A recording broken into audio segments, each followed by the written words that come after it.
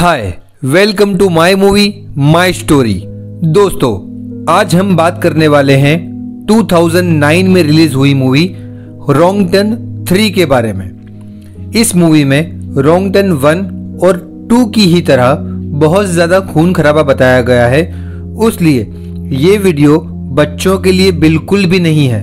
तो चलिए दोस्तों, हम ज़्यादा बकबक ना करते हुए मूवी स्टार्ट करते हैं।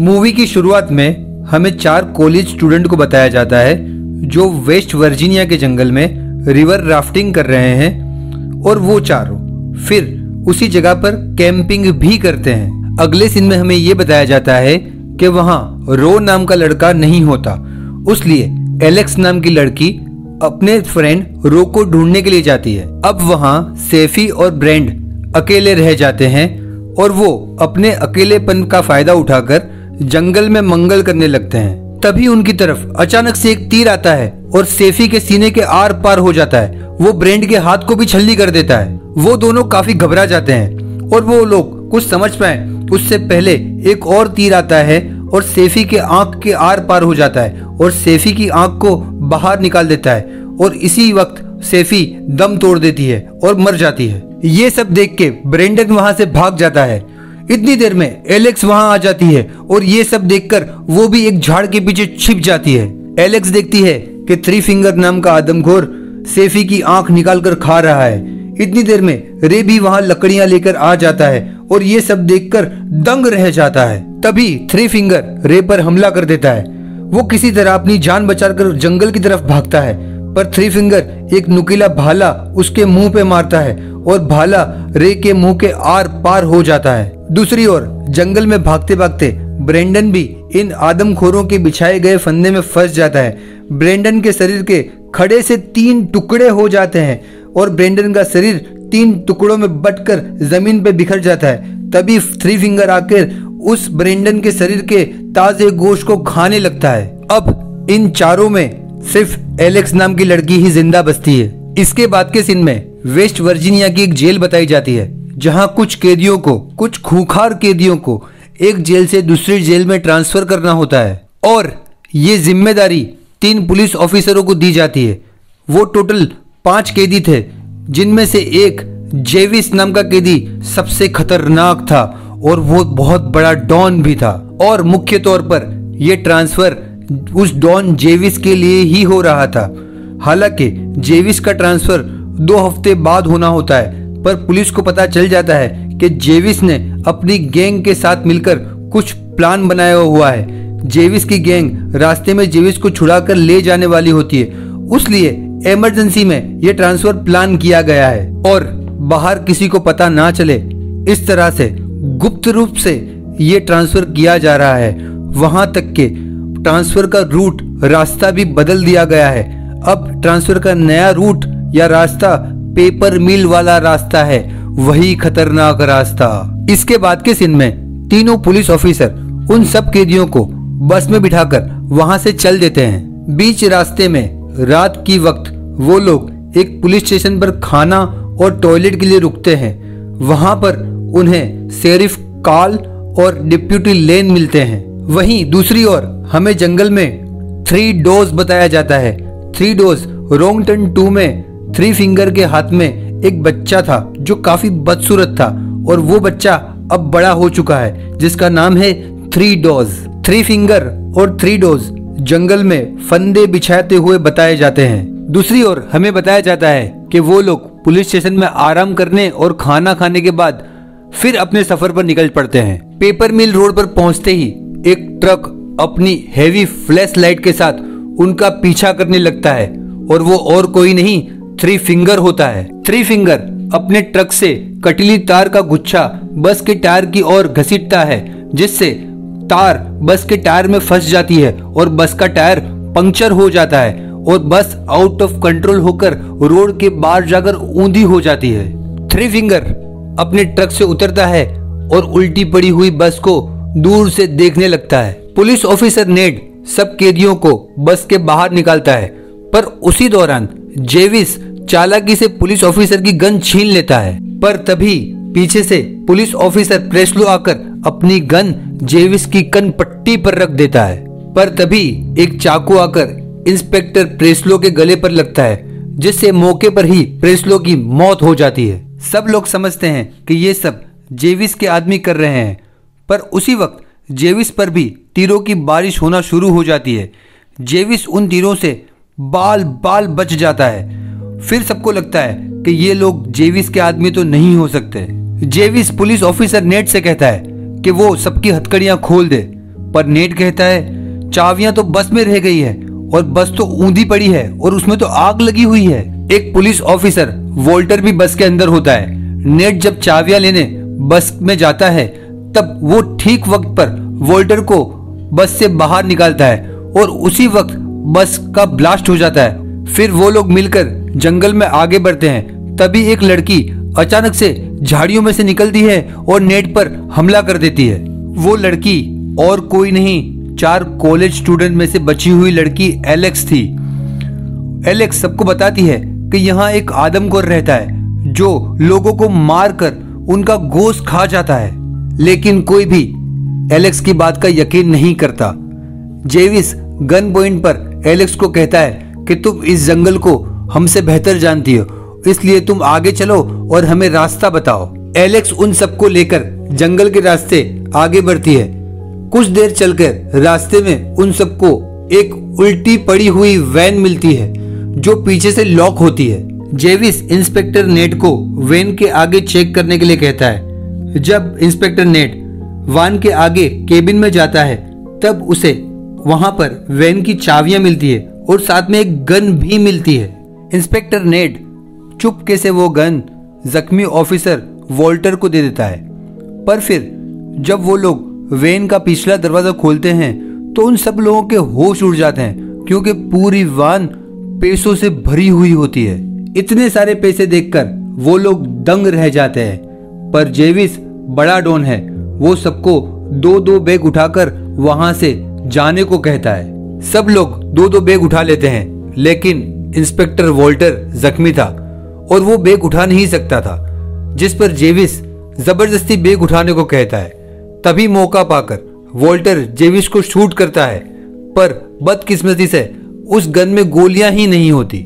ये देख जेविस सीधा वोल्टर के सर में गोली मारकर उसे मार देता है, पर यहाँ नेट कुछ नहीं कर पाता क्योंकि वो भी मजबूर होता है। फिर जेविस गन पॉइंट पर 2-2 बैग लेकर सबको आगे बढ़ने को कहता है।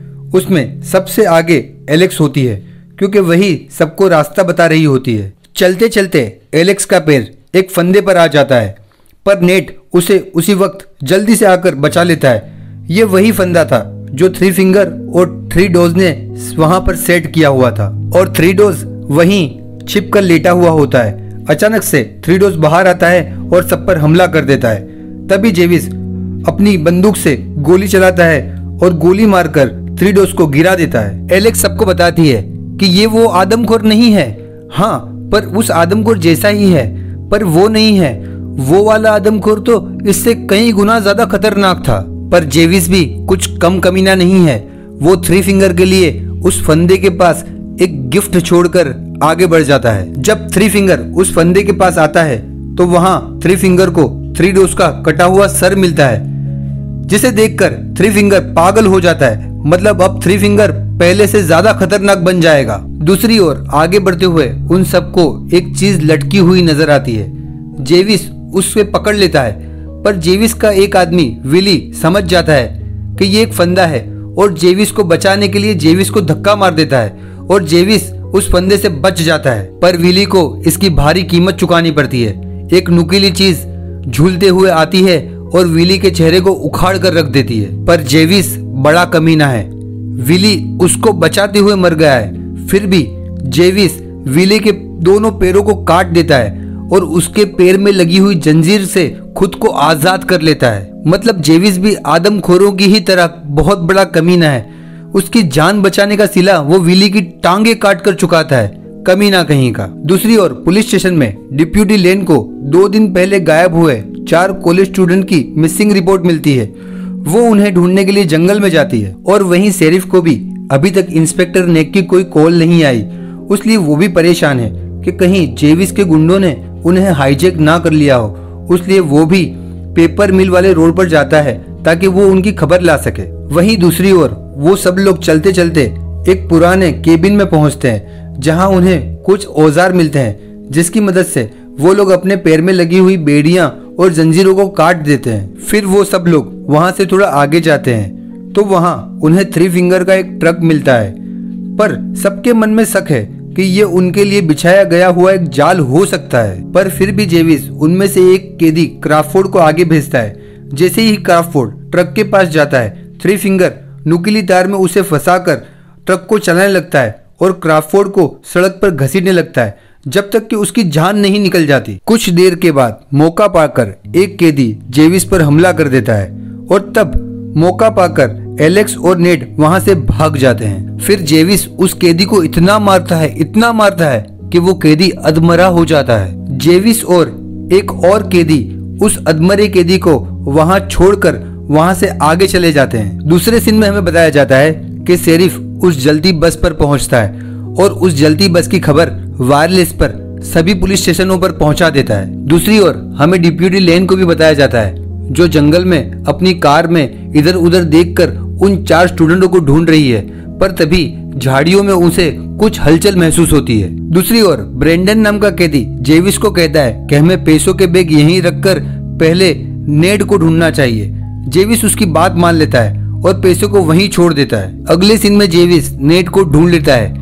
जेविस नेड को मारने ही वाला होता है कि तभी नेड जेविस को कहता है कि यहाँ एक वॉच टावर है जिससे मदद मंगवाकर हम इस जंगल से बाहर निकल सकते हैं। जेविस नेड को आखिरी मौका देता है और वो लोग मिलकर टावर की ओर जाने लगते हैं। पर वो जैसे ही वो लोग टावर के पास पहुंचते हैं, वो लोग देखते हैं कि टावर तो जलकर खाक हो चुका है।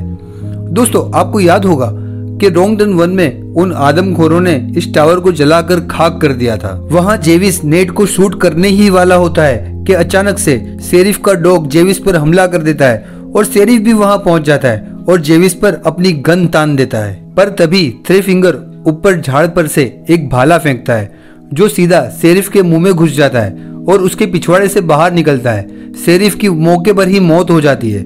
शेरिफ ऐसा मरता है मानो स्टेच्यू बना हुआ हो। तभी जेविस शेरिफ की गन लेकर नेड को फिर से गन पॉइंट पर लेता है और उसे ऑर्डर देने लगता है। फिर जेविस अपना सारा पैसा लेने जहां पैसा रखा था वहां जाता है, लेकिन वहां वो अधमरा कैदी उसका सारा पैसा लेकर भागकर हवा में उड़ा रहा होता है। पर जैसे ही जेविस उस कैदी को मारने जाता है, तभी थ्री फिंगर पेट्रोल बम फेंककर उस कैदी को आग लगा देता है और उस कैदी के साथ साथ जेविस का कुछ पैसा भी जल जाता है। वो सब लोग अपनी जान बचाकर वहां से भागने लगते हैं, पर तभी थ्री फिंगर का ट्रक उनके सामने आ जाता है। इस मर्तबा जेविस गन पॉइंट पर एलेक्स को आगे जाने को कहता है। जब एलेक्स आगे जाती है तब थ्री फिंगर अचानक आकर उसे उठाकर वहां से ले जाता है। नेड एलेक्स को बचाने के लिए जाता है, पर तभी जेविस उसे गन दिखाकर रोक देता है।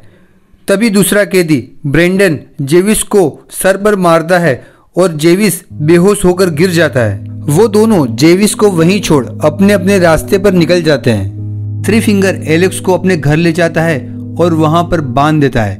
वहीं हमें डिप्यूटी लेन भी दिखती है। वो नंगी हालत में कटीली तारों से बंधी हुई होती है। डिप्यूटी लेन भी जंगल में सबको ढूंढने के लिए गई थी। शायद तब थ्री फिंगर ने उसे पकड़ लिया हो और यहाँ लाकर बांध दिया हो।